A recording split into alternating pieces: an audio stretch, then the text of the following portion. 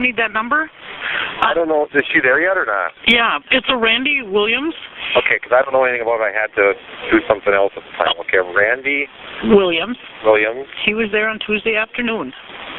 here on Tuesday afternoon. He saw some activity by the crusher that was not normal activity. Okay, what is Randy Williams' phone number? 858-4936.